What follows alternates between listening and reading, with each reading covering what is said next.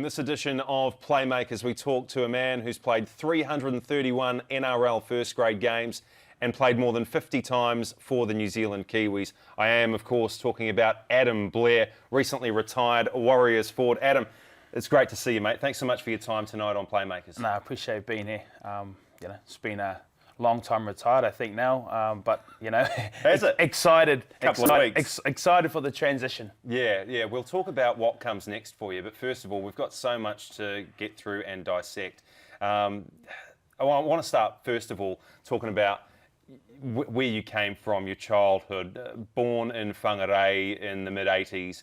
Now, what was life like for you back in those days, growing up? Yeah, born in Whangarei. Most probably the best part of being a kid, and my best times as a child was, growing up in a little place called Otangere, which is a pretty rough place, built up by the media, obviously, outside of, how bad the place is, but a lot of, obviously, drugs in the area, gangs, but when you're a kid and you're, 5, 6, 7, you don't know anything different, and it was a cool lifestyle. I loved it. Went to the local Otangere school, again, a pretty low decile school, and still is today, and had an opportunity to go back there when I was with the Warriors, which was quite nice to just see, because that moment that I stood in the assembly just reminded me of myself when I was a little kid. But then I move on from Otangere and go up to our family farm, which is up in the Hokianga up in Pangaru, which is not many people really go there. You got to kind of take a turn off at the Mangamuka Gorge. You can't go to Kaitaia. It's an inland. And to be honest, the best part of my childhood growing up there was the favourite part of my life. I rode horses. I drove cars. I bought and sold animals that I had. And I was just very lucky for a really good upbringing from my dad and my mum. I'm the second oldest of 8. And eight? Yeah, of eight, 4 boys, 4 girls. Jeez, you would have been fighting for food at the dinner table. Yeah, well, if you're last on the table, you miss out. So, food gets put on and dinner's ready. And you're first there. It's seagulls to the table, and you're not saving too much, But back in that day, it was, we lived off the land. We cooked food in bulk. So if we've got a mince for dinner, it's a pot like that. And that mince must really sit in, if it doesn't get finished, it sits on the oven for another 3-4 days and tastes better than maybe the 4th day and 5th day, you know what I mean? And we never knew any different. That was the lifestyle we had, and I got to do everything as a kid growing up, rode horses to school. I was driving a car at 11. I don't think that's legal. No, it's not. It's not legal. But when I grew up, there was, again, this is not a good thing, but there was no law enforcement around the area. We're in pretty much the middle of nowhere. The furthest you can go from Pangaru is west to Mitimiti, which is, if you get to the end of that, that's the end of the road. It's a beach. But we did, that was our life. I enjoyed it. It made me grow up really quick. And that's what I did. My dad got really sick when I was 12 years old and passed away through brain cancer. So my leadership role as an older male became a lot stronger. I learned a lot of my dad growing up as a kid, so he had instilled work ethic into me. I guess respect, and just being a kind person, and those things put me into a good stead for life when I left North and Whangarei to move to Australia. So where did sport fit into all of this? You're riding horses, you're driving cars. Are you playing rugby league at an early age? Yeah, I'm not playing rugby league at all. I grew up playing rugby union from the age of 5 with a lot of my mates that I'm still mates with today in Whangarei, and never, loved the game. You obviously start with bare feet, touch, and then you go into tackle, and I live in Whangarei first off and play my younger grades there. Then I go up north, and I was very lucky that I have a really supportive, mum and dad at the time that would travel when we had time, if there was no farm work on, to get us to games. And if not, we had some people in the area that had kids doing the same thing. So we were very fortunate that we had a really close group of friends and family that would help support when times were tough. So you're playing rugby. Whenever, and I did a bit of research before we sat down today, whenever you go on like your bio, it says that your junior club is a team called the Northland Carvers, is that right? Who are they? Because I'm assuming at some point you played rugby league for this team. Yeah, it was much better an in-house joke for myself because, again, I get when you write down your junior team, maybe when you're doing a contract, I can't remember when you do it, but or the NRL send you a list of, your achievements, your junior club, what you've done. And again, I never played rugby league growing up, so the area of Whangarei is called the Northland region. So I ended up just saying we're Northland, and then I chucked carvers on because I just thought that'll be pretty cool because we just carved up teams, which was an imaginary team anyway. It's a complete fabrication. So it was just me on my own, no coach. I'm captain, coach, player, everything. You know what I mean? Joking me. So that one stuck for years, and it's still the same now. I think like you said, if you look it up, it's it's still there. That's must be one thing that I'm pretty proud of, to be honest. Ridiculous. Oh, you've invented the Northland Carvers. That no one's ever pulled me up on it. And it's just stuck, and it's been a pretty cool journey that every time I see something come up, it says Junior Club Northland Carvers, and I always have a giggle because it's something that I just made up. Unreal. All right, that's bizarre. Or maybe someone out there, they're listening to this, maybe you could invent the Northland Carvers, you could, I don't know, create a rugby league team up there. Yeah, well, they changed it. Well, then change it. They made the team was called the Northern Swords up in Whangarei now, which is the rugby league team. So they're called the Northern Swords. I was thinking, why don't you take my name that I made up? No one. I own it. I'm the boss of my own team, and I'm a player coach. So take my team, but no one ever did. So Northern Swords they're called now. Maybe I'll try and get a team up there and make them the Northland Carvers. Why not? Why not? Cool. Yeah. Hold that legacy that I've just built for so many years. I think it'd be rude not to, Adam. Yeah. Hey, so you're a rugby union player, and then all of a sudden you're off to Australia as a 16-year-old, and you've signed up with the Norths Devils. They're a feeder club for the Melbourne Storm. How did that all come about? And were they your only suitor, or were rugby and rugby league clubs chasing your signature? Yeah.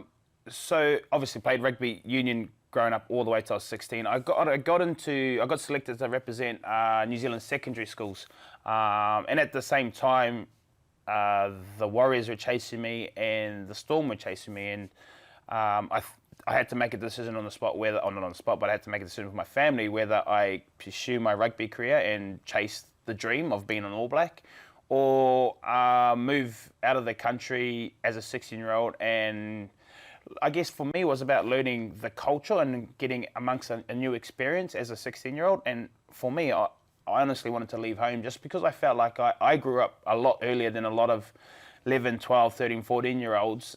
And I felt like I was always told what to do. And I was at that moment in my life where I just wanted to be away from, I know it's not nice, but away from mum, where no one was going to tell me what to do anymore, and just grow up on my own now, because I thought I had all the experience that I needed to move forward in life. So, the development pathways as rugby union back in 2002, there was none from the secondary schools. So you had to, if you played in that, it was go home and play men's competition, which is your local rugby union team. And I thought at 16, and mum thought the same thing. My granddad thought it was going to be too hard as a kid. But so when it comes to choosing the opportunity, was I get to go to a school in Australia where you learn about the game rugby league. You have pathways like North Devils and school that you can slip into the NRL system. And that was most probably the catching part for myself is if I'm going to do this, if there's a pathway for me to try and pursue a career, then that was my opportunity to take it up, and that's why I chose to go to rugby league. So 2006 was a pretty big year for you. You make your Melbourne Storm debut. I think a Kiwis jersey was in the offing later in the year as well. What can you remember about that debut performance? It was against the Tigers at Leichhardt Oval.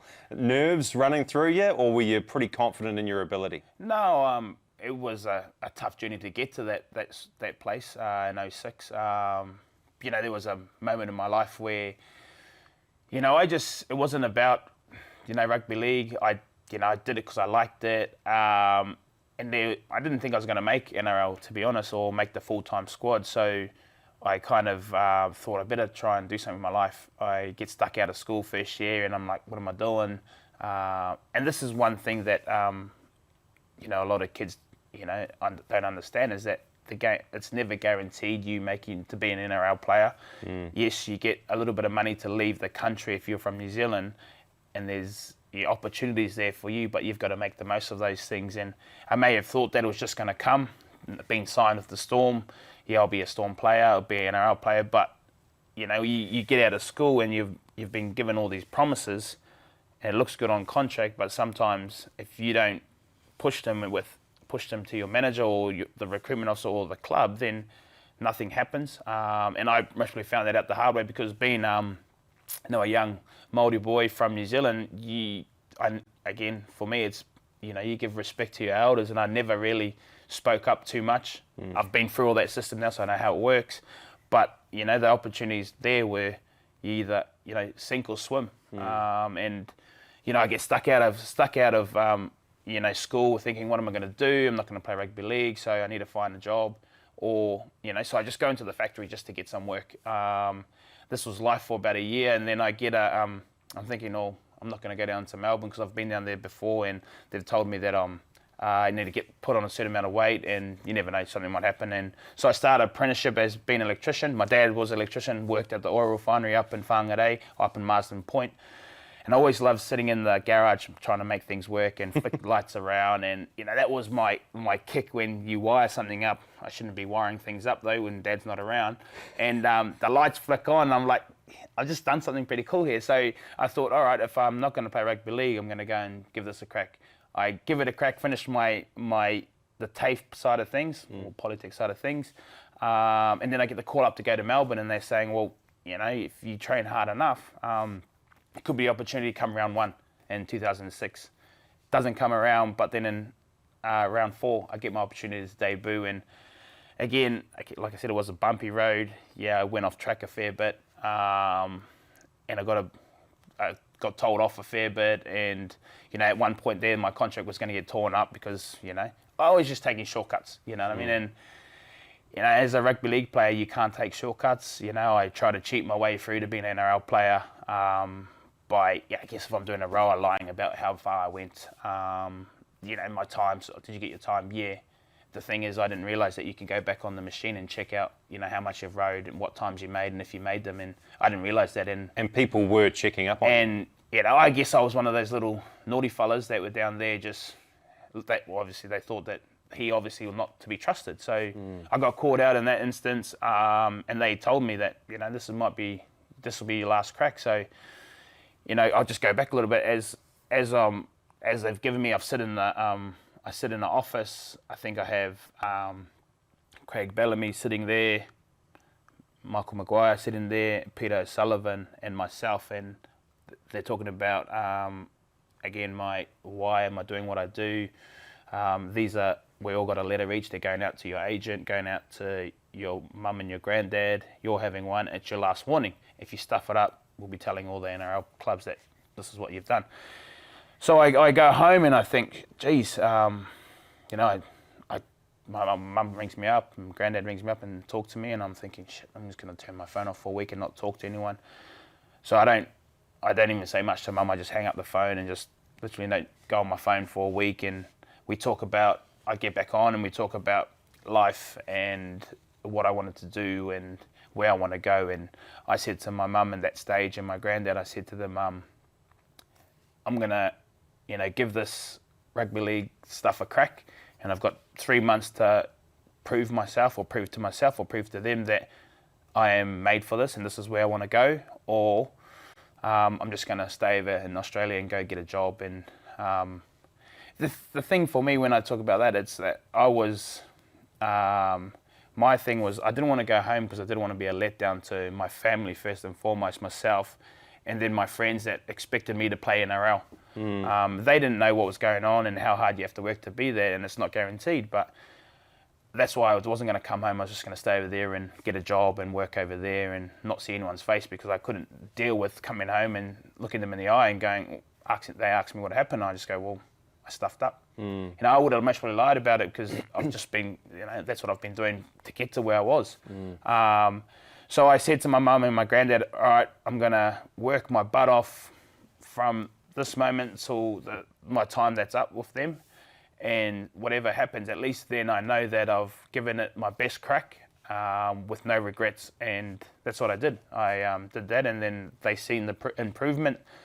I said, all right, you'll keep your hair. So I signed, and then I get my NRL debut and my crack then. And sorry, it was a long story just to get there. But brilliant story though. But I get my opportunity to play, and I think maybe that year they could have been playing the Warriors round 1, and I think that would have been a pretty cool story to be able to debut. And I know that they said that you know, you could be playing in round 1 against the Warriors, and that would have been a pretty cool story. But it wasn't to be. I get round 4, which is, you know, a lot of hard work. The opportunity, a lot of people get opportunities through injuries, and that was exactly the same. I was up in Brizzy, I played back row, and they said, do you know how to play front row? I said, yes. Again, I'm lying. And it was just an opportunity to just be in it, you know what I mean? I found the way. You shouldn't lie, but, like, you know what I mean? If someone says to you, what position you play, and can you play another position? I'd put my hand up any day of the week. If they said, can you play centre, and I play bloody front row, I'll be, yes. Can you play in the halves? Yes. Yes, I can. You know what I mean? Yeah. Like, it was an opportunity there for me to grab, and I said, yes, I can play front row. They said, all right, come down now to Melbourne, and you're going full time, and you could be debuting. So, and that's how I got to my debut. It was a crazy ride, but, you know, I wouldn't be where I am without everything that I've gone through. It's one hell of a response because, you know, you could have gone, you know, a couple of ways. Yeah. Yeah, you could have gone down the I'm an electrician route, Yeah. or you go on and play 15 seasons in the NRL. It's one of those sort of reality checks. It's like you're in the crossroads in front of you. What way do you go? And I'm picking that not everybody would be like you in that moment where you've got the very fiery Craig Bellamy sitting in front of you saying that you're not pulling your weight. Yeah. People would just sort of fade into the distance and go, oh, I'm out. Yeah. Oh, he said, the players around here and the staff don't trust you. And I was like, to myself, I was like, why not? You know what I mean? But then when I think about it and I look back, I'm like, well, I lied through all the fitness stuff that I was trying to do on the rowers and on the bike. No wonder no one trusts me. And, you know, down there, they're pretty blunt and honest, and they hold you accountable for everything you do. So, you know what I mean? And again, I go back to my upbringing. I think that just, you know, that hard work ethic and, you know, just being respectful and all those kind of things kind of fell into place that day where I heard all that stuff and I thought, nah, stuff that. I'm going to, again, if it's going to be for me, I'll work my butt off, leave nothing in the tank. And if it doesn't work, then at least I can say I gave it my all. You know what I mean? And that's what I did in that moment. Well done. Thanks. Well, we wouldn't have been able to enjoy you for as long as we did, mate, if you didn't make that decision. Yeah. So congratulations on that. 2006, you make your debut. You cement your spot on the bench, and the Storm make a grand final in your very first year of playing in the NRL. What was that experience like against the Broncos? Had a pretty stacked team back in those days as well. The salary cap would have been off the record for them. When I look back on that team, they literally, maybe besides, I didn't even know who didn't play Origin in that team. And I was just proud to, you know, again, I most probably would have taken the grand final for granted, without a doubt. You know, 21, first year making a grand final, just expecting that to come again, which I was very lucky it did. So, you know, that grand final, a lot of boys were upset because they were retiring. It was just like another game for me, and I was just like, oh, we'll do it again next year. Yeah, well, and you did. I just want to finish off on 2006 if I can, because obviously, you know, you make your first grade debut, you play in a grand final, and then the Kiwis come calling. As a proud New Zealander, what did that moment mean to you, to pull on the black jersey with the white V? Yeah, I get the call, or I get told in the dressing rooms after the grand final, you know, we're in a pretty low point of the year where we've just lost the grand final. A lot of people are pretty sad. I'm just a kid. I'm just like, oh, yep. And then they say, hey, guys, you know, these boys have been selected to represent their country, and my name gets come up, and everyone's like pumped, you know what I mean? And they do it really well down there, and I think you may have seen some scenes throughout the the times that, when someone gets selected, they just jump up and yahoo, and especially when it's like your first time and things aren't expected to go your way, and the boys are yahooing and they're cheering me on, and I'm thinking, this is pretty cool. So yeah, I get the call up into the Kiwis, and I'm alongside Stacey Jones, Ruben Wiki, David Kidwell, Nigel Wagner, Tony Pulatua. It's the stuff dreams are made of. And the likes, and I'm just like, and it's myself, Simon Mannery. Simon Mannery's debuted the year before, but I've gone in with Simon Mannery, Dean Hallertau, that's debuted that year for the Kiwis as well. And, I'm the young kid, and it was pretty cool moment. Brett Webb's in there, and, that they've just come off the 05 win over in the UK, and, I'm around, it's surreal for me. I'm around these legends, and, I didn't want to do anything wrong. I head down, bum up, and just try to get in that team. And, I got an opportunity. I get picked. I get an opportunity to come home and have my first game on Mount Smart when, I debuted. And I got to come home properly after all those years as an NRL player. Well, I only played 16 games. But, my family, my friends, aunties, uncles are just, riding the wave with me, and I get to walk out and do the haka. One of the memories that I would have for a long time, that, experiencing that moment out on that field in front of my hometown and my home friends and family. Must have been incredible. 2007, you spend a lot of time out injured. Melbourne Storm go on to win the NRL title.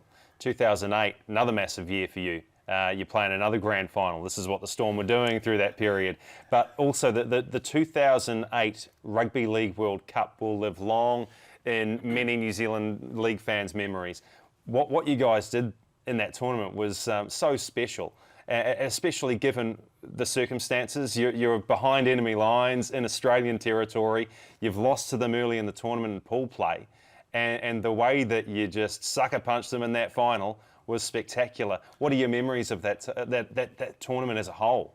Yeah, it was a crazy tournament. Like you said, it's always as New Zealanders and as the New Zealand Rugby League team, Australia are the pinnacle, and we hate but love them, and we want to always beat them and do whatever we can just to knock them off the top, because I guess when there's the best team, that's what you want to be like, and you want to be consistent like them and win. And that was, again, it's always, that's the dream, just to beat the Aussies.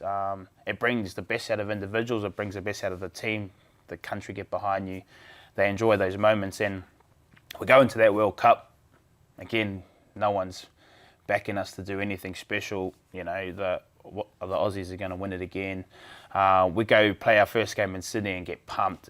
And it's a tournament, and obviously a lot of people from the outside in they get better as tournaments go on. It shouldn't be the way, but it has been that way, not of late, but early in the times of the New Zealand Kiwi team. And we get pumped, we go on, we have some pretty tight games against England, PNG, and then we may play England again, and then we play Aussie in the final. And in the build-up of the week and the belief that we had throughout that week, we had Wayne Bennett on board. And I guess for us it was, I'm 2 years into my rugby league NRL career, and I've heard what Wayne's done. So, the moment Wayne steps into camp, you sit there. Just lifts everybody. And you just, when he speaks, you look. You know what I mean? And not many people can grab the audience like he does. And, he pulls individuals aside. They do a lot of work that week with him. He says the right things. He instills the belief in the individual and in the group. And that was built up, straight after the last game that we played before the final. And, I could feel the room, I could feel the individuals, I could feel the energy and the belief in the team. And that's all he said. It was about believing you could beat the Australians. And, it's pretty crazy what the mind can do once you, narrow it right down to what you want. And that was the week build-up. It's just everything you do, just believe you can win. And a lot of the talk was about winning. I guess, again, if you're talking about losing, it's the negative feel, but being positive around, winning, believing in yourself, believing in the group, believing in the country that's there behind you.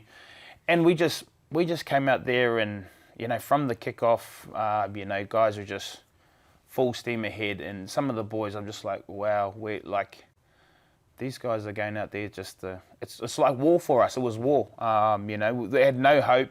No one gave us any hope in beating them. But the look that I seen in a lot of the boys' eyes, it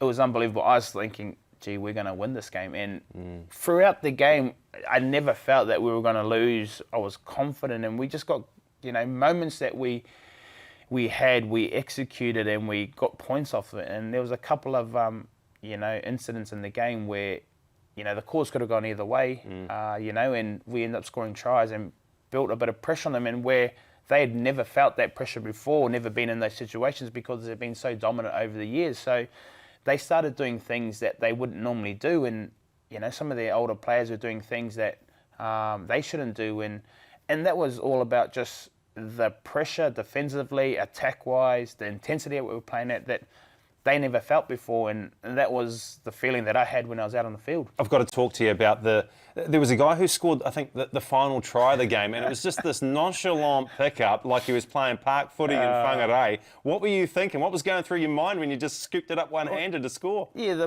the ball gets kicked from the right-hand side of the field of Suncorp. I think Nathan Fiend kicks it, and myself, I was thinking, every time someone kicks the ball, I just found myself, I just get onside just in case the ball ends up getting to me, and you never know, I just move towards the ball, and I see the ball drop, a lot of footwork around the ball, kick, and then I just happened to be in the right spot and Jump you on the spot. Casually, and I don't know why I did it, but casually just scoops the ball out with one hand, and literally a one-hand put down, and these days, when I was playing it, I'm making sure that I've got two hands on the ball, I'm diving over the line because not many tries come anymore.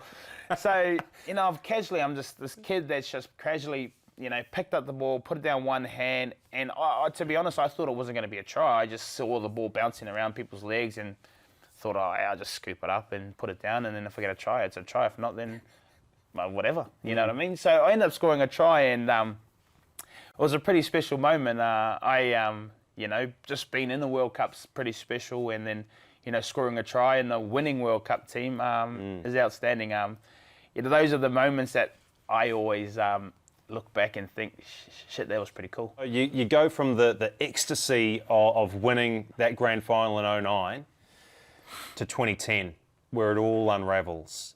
The salary cap dramas that the Melbourne Storm faced, 5 years of basically cooking the books. Can you take us back to that time and what it was like, how you found out about it, and what was said?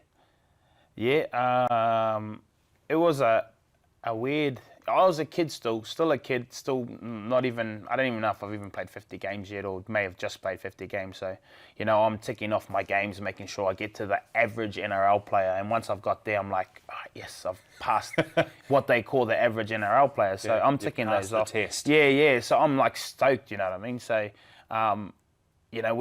we're playing. We're training out on the field. At that stage, we're up at Carlton, the AFL team, training out of their facilities because the new facilities is getting built, Amy Park, and we're out on the field, and then all of a sudden we get a call in off the field, and I'm thinking the CEO's come out and football manager, and they're going, and we've just stopped halfway through training. I'm thinking, what's going on here? Someone's passed away, or one of the coaches. Craig's already been called off the field.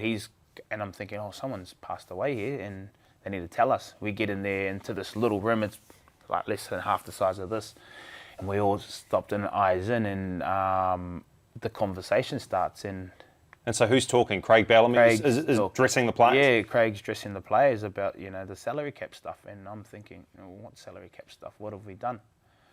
Little do we know that he's explained it that there's two books, and the auditors have come in, and whoever was working on the thing is given over the wrong book. And I'm still young, and so I'm like, okay, what's that mean?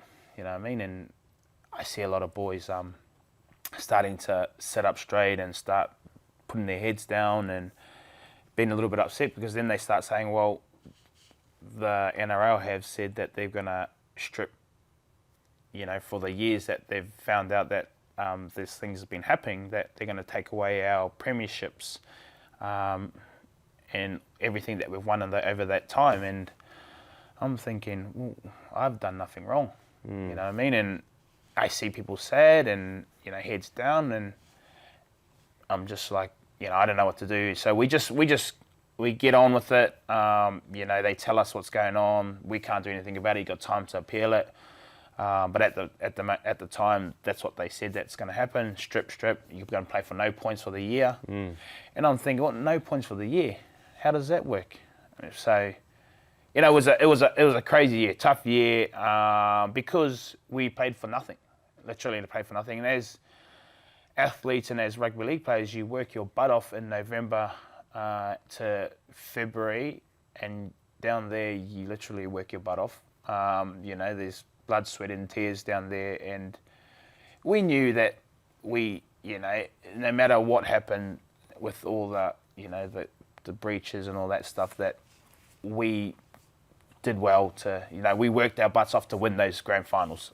Yes, obviously we're over the cap, but we knew individually that we did everything that we could to win those finals. So they were never going to take that out of our memories. But we moved forward into the year, and I think we may have played the Warriors after we come out of all this stuff, and we ended up winning, I think. Still a crazy year because, we're playing for nothing. But this, it kind of gave me an opportunity to, and a lot of people talk about preparation and routine.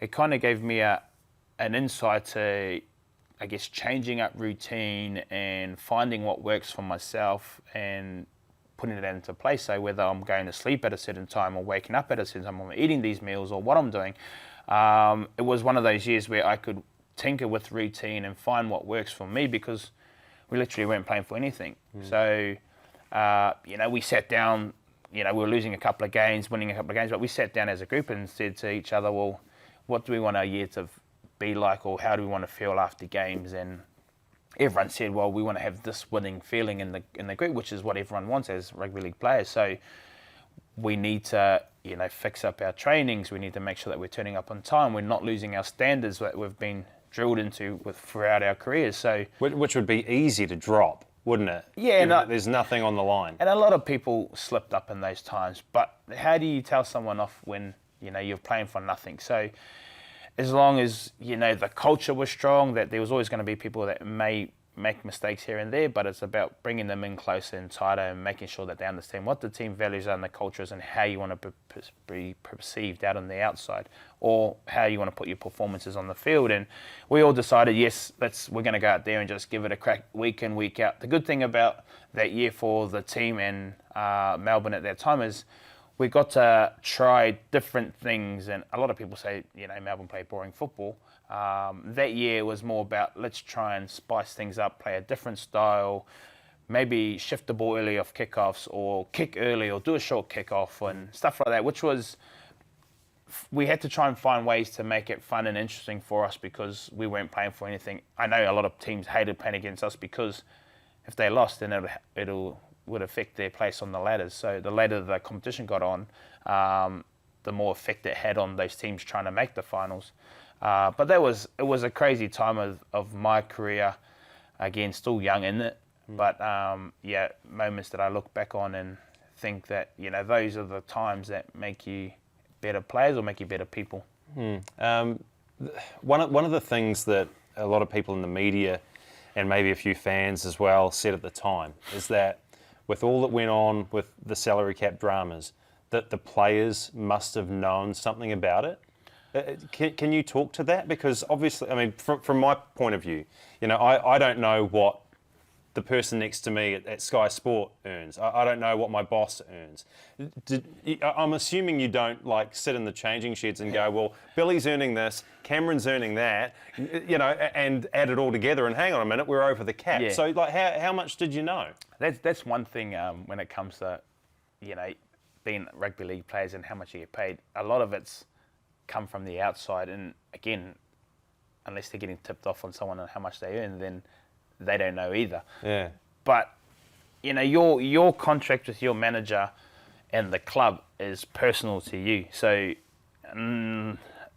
maybe you and your manager know, but that's as far as it goes. When it comes to other people understanding or knowing what's going on, at the time, again, young, had no idea. So I couldn't, talk about, if people knew or others knew or, the individual knew. Yeah, maybe they did because that's their contract between them two. But yeah, myself, no.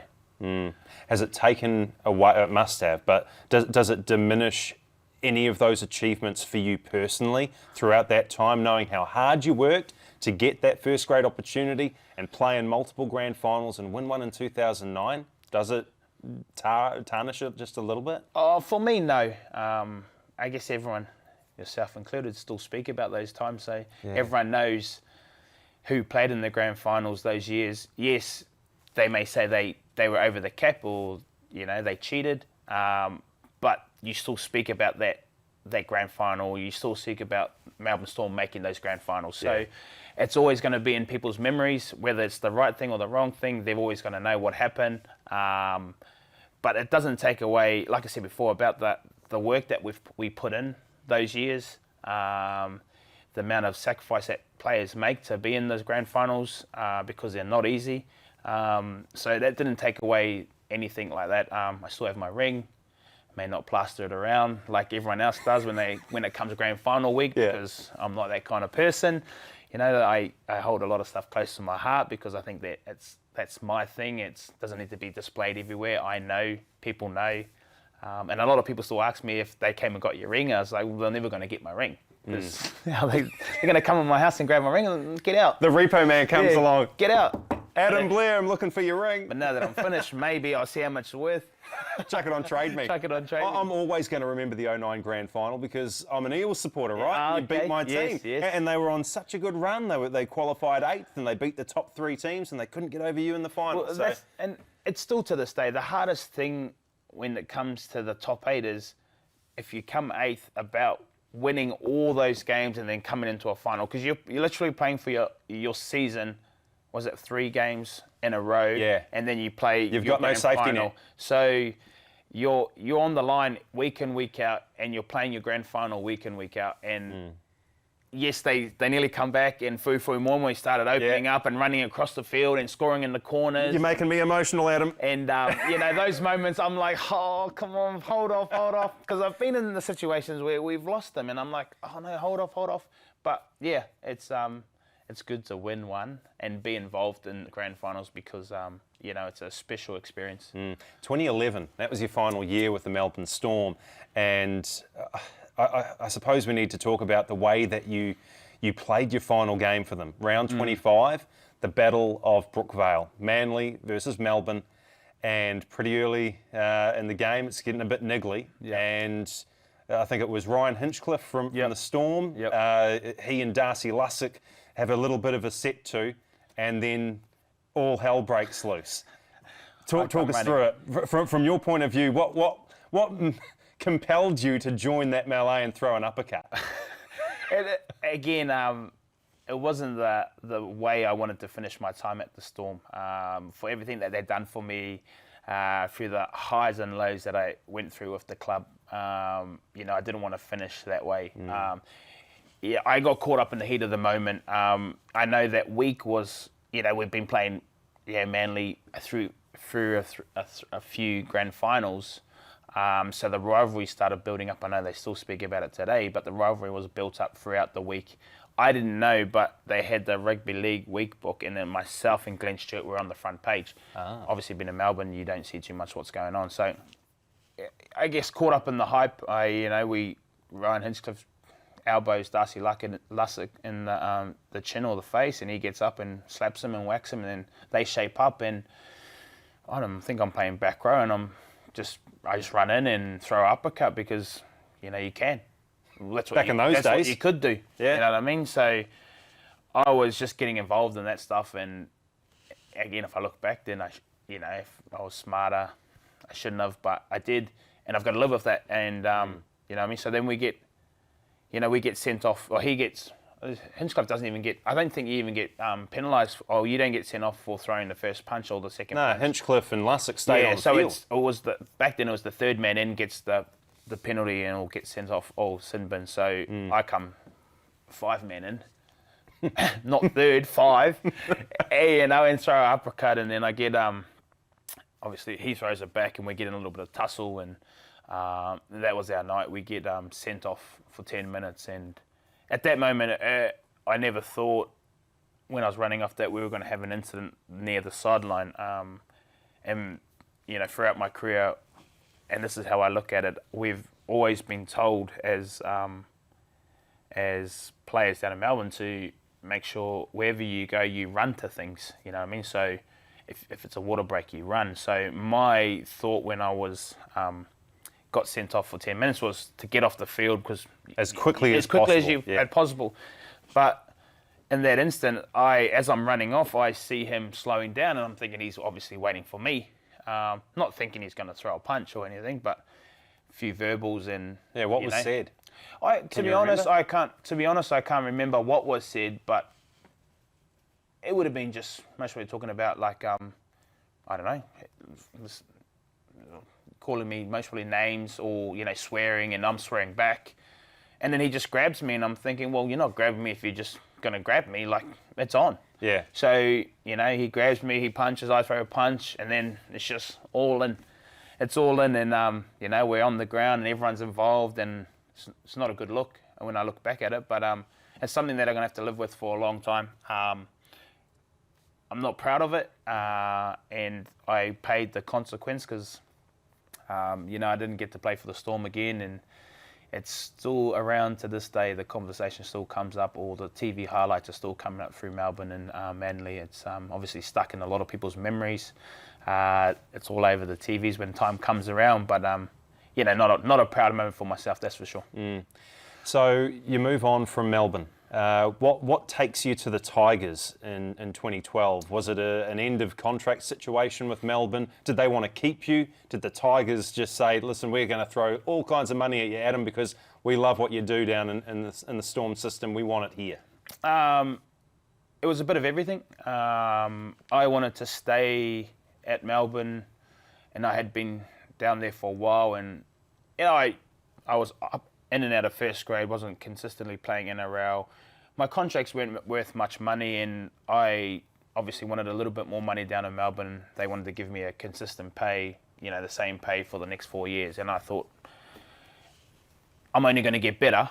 I deserve a little bit more over the time. And I explained that to them at the time, and I said, for everything that I've been through for this club and everything that I've done, I think I deserve a little bit more in the back half of the contract. And they said, well, we don't have enough money to do that. I said, well, this is what the Tigers are coming through with, and this is what and they said, well, we can't compare to that. And I was like I'm so, I was so connected to that club as a kid.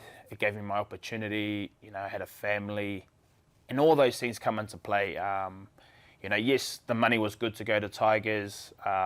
So, if I look at it, it must be, and if I had my time again, would I have stayed? Most probably not. It was an opportunity for myself to grow as a person away from what I knew that we were doing down in Melbourne, to experience a different feel of the game, to express myself as a player. I had a newborn, so my eldest boy was born, so I started switching my focus over to family. And then and the money was good. Honestly, the money was good to go. So I made a decision to leave, which was the hardest thing, sitting down in front of Craig and explaining the situation, which he understood and they all understood, but they were obviously sad to have me go because, I've come there as a 16-year-old kid, played 121 games for the club, so been through the highs and lows and played some grand finals, and it was a tough time to leave. But it was an opportunity for me to grow as a person, grow as a player, look after my family and get a good contract at the same time. You and I have spoken about this before. When you left the Storm and headed away to the Tigers, there was a bit of a culture change or a culture shock, if you like. Yeah. You've gone from a very professional Melbourne Storm system to one that just didn't really fit your needs. And you really struggled to fit in there, didn't you? Yeah, I guess I came with a lot of expectation. Big money, what the media said. So they expected, a lot more from me on the field. They knew what I could do off the field and bring on off the field to other people through coming through a good system. But they expected more from me on the field. I think, through my time there, I played the 3 seasons. I only missed 1 game. And we went through a pretty crazy period in the 3 years where we changed the coach. Had a fair few injuries. A lot of kids like Nofaluma, Luke Brooks, Mitchell Moses, got opportunities to play, which may have, in hindsight, may have not been the way if the team was all on the top 17 were on the field every week, which meant that I was, again, the most experienced player that's come from the Storm that should be, leading these kids, where I never saw myself as a leader going down there. And I've always just led with my actions, and it was something that I had to really think about when I was down there, about influencing players or kids to, that people look up to you because of where you've come from and what you've done at another club. But it doesn't always work that way. Well, I found that out firsthand, that if you don't fit into a system, then you stand out like dog's balls, and that's what I did. I took everything I knew from Melbourne and put it into the Tigers, and it didn't work. And I second guessed what my standards are, and what my values are, and my beliefs are of who I am as a person or as an NRL player. And I started, again, this is where I go back to the shortcuts. I started taking shortcuts, whether it wasn't on the field, it was because I'm so passionate about being that person that someone can rely on when times are tough, that I'll turn up for them no matter what.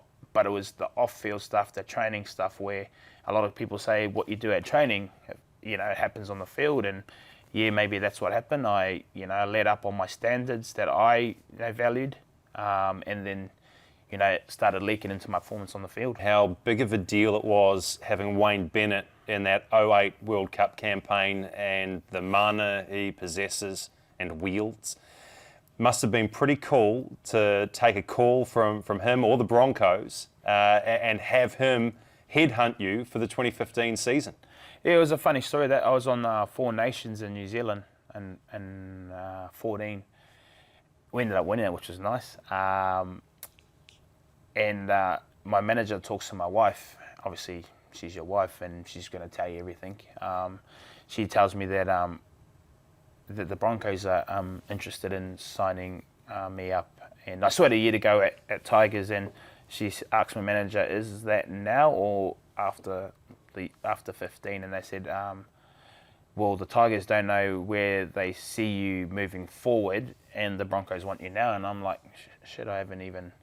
I'm in the 4 Nations here. My wife's trying to let me concentrate, but your mind is elsewhere. She has, my manager's not contacting me, obviously, because he thinks the same thing. But my wife has to vent to someone, and because I'm so close with my wife, and we've never had other family around. So anything my wife wants to talk about, she needs to talk with me, because there's no one else to talk about. She's never been around her friends or her family, because I've always taken away from that. So she's going to tell me. So she tells me, and that was it was pretty hard to take, because I think for me it's, I'm pretty proud of, I'm a pretty proud person. So I wanted to finish my 4 years down at the Tigers, and I felt like we were just getting into a groove. We bought a house in Sydney, and things were starting to change for us, and they brought a new coach in, and I was thinking, oh, another new coach, but we'll adapt and we'll work on. But it wasn't to be, and it was when they said Wayne's got the job, and I said to my manager, "Does he want me?" And he said, "Yep, he wants you." So I was like, "Okay, he's worked with me." And I guess that feeling of being wanted by someone, where at the time at Tigers, that I started doubting myself, it just reassured me that I was still good enough to play the game. I never thought I wasn't going to play the game, but I thought if someone believes in who I am and who I am as a player, then, you know, why wouldn't I want to go to there? So, you know, my wife never thought she'd ever go back to Brisbane because she left Brisbane. But we got to go home to be around her family, which she is really close with, and I get to get coached by Wayne Bennett, who and play for the Broncos. You know, an iconic club with so many legends and done so many good things and won all these premierships, and with someone there of Wayne's stature who has given me belief to be who I am, do whatever I want within reason to go out there and perform. And sometimes as a rugby league player, you just need someone or a coach just to believe in your ability and back you whatever you do. And he definitely did. He backed you. He backed your squad in that year, that 2015 season, all the way through to a grand final against the little brother, North Queensland Cowboys. I know that you came off on the wrong side of the ledger that night, but people still talk to this day. That is one of the best grand finals that's been played. What was it like to be a part of it? I mean, you guys were up early, they came back, there was the late try at the finish. Jonathan Thurston took an eternity to try and line up that goal. He misses. Yeah. Oh, well, talk us through it, mate. I enjoyed every single part of that game, even after it. I know, I was upset, but I couldn't ask for any more of that game. It was everything that I expected and everything that I would want in the grand final, is that, you know, you playing on your toes right to the end. And, you know, again, when I speak about moments, it's living in the moment. And there was seconds to go, and if we were all on the same page with, you know, 5 to 10 seconds to go, then we stopped that try. But I think myself, I come out of the line, I try and, because I know it's the last play. It wouldn't have mattered. We tackle him, we give a penalty away. It doesn't matter. He can't take 2 points. They got to get a goal, try and a conversion to win it. So I come to the line. I try and stop him straight away. Corey Parker comes with me. We both try and get him. Someone else pops out the line, and then I look out to the left, and I'm thinking, what are these blokes doing? Like, it's literally the last play. Like, give a penalty away if we have to. Like, come up in the line. You know what I mean? And they spread the ball, and I'm just watching. And I'm thinking, I can't chase any further. I've chased from there, trying to shut down everything, and I'm watching them, and I'm thinking, surely not, you know what I mean? And, you know, there was those moments and seconds that a couple of guys clocked off their jobs, and they were good enough to score a try in the corner. Yes, it wasn't over then. You know, I still had hope that we were going to win that game, and I was still confident that we could win that game. And, you know, I sit on as my team is, I don't know where they are at that moment, but I sit on the corner post by myself, watching Jonathan Thurston take that kick, and I'm hoping and I'm praying and that, you know, someone's watching over us that night for him to miss it. And, you know, I'm praying to God. I'm, you know, asking my dad to help me, just give us something, you know, I mean, an opportunity to try and get us back in the game. And he misses it, and I'm thinking, yes, game on. You know, we can still win this. You know, we're going to Golden Point. It's, you know, it's anyone's game. It was always anyone's game anyway. But, you know, and then we, you know, Phelps does that kickoffs that he always does, and we drop the ball. Even then, you know, I still thought we were a chance. You know, it takes someone pretty good to get a drop kick in a grand final or in any game in general. And yes, Thurston can do those things, and, you know, they had a couple of attempts, they spread it, and then they got an opportunity to win the game, and he was good enough. He shanked the kick, to be honest, but, you know, those are the things he does, mate. You know, he could put a grabber in and bounce over and hit the post and come back and someone grab it and they score a try, you know. So, yeah, it was hard at the time, but, you know, loved the whole experience that week. It was most probably one grand final I always hold close to my heart, even though we lost. Yeah. All right, Adam, there is so much still to talk about. Thank you for your time on Playmakers. We will leave it there, but we will come back next week and we will talk more with Adam Blair about his time with the Warriors, and maybe, if he's kind and generous, we'll talk about that 2017 World Cup campaign. I'll keep my fingers crossed for that. Join us next time on Playmakers here on Sky.